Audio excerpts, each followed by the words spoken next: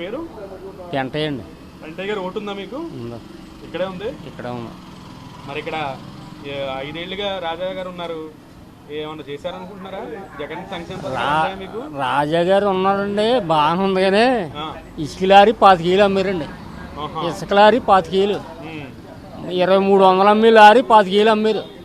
10% పెరిగిపోయింది, 10 రెట్లు.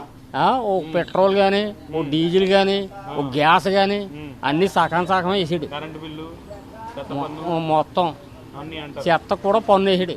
అదే మరి ఈసారి ఓటు ఎవరికి వేద్దాం అనుకుంటున్నారు? ఇంకా గళాస్ కానీ సైకిల్ చేయాలి. మేము సైకిల్ లేదు ఇక్కడ.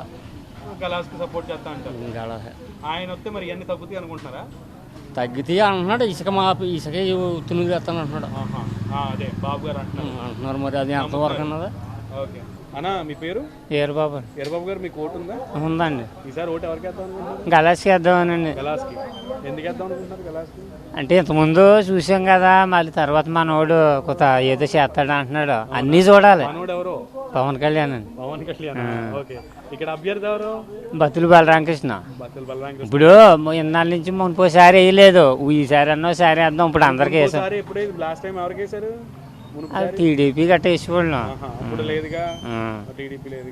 ఇప్పుడు ఈసారి చూద్దాం. రైతులు గట్ట పోని బోల్ డబ్బు తగలేసుకున్నాడు. ఇప్పుడు మన మామూలు పదంలో లేడు, ఆ చేతితో ఖర్చు పెట్టుకున్నాడు. మరి అలాంటి ఒకసారి చూద్దారని అనిపించింది. అది మీ పేరు?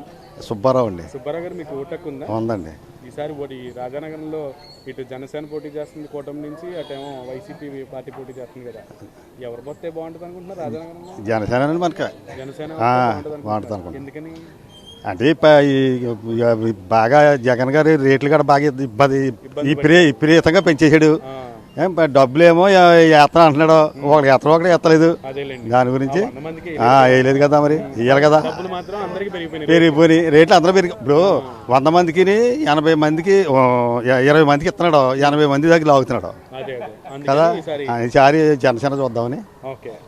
గుర్తేంటో గ్లాస్ అండి ఉందా.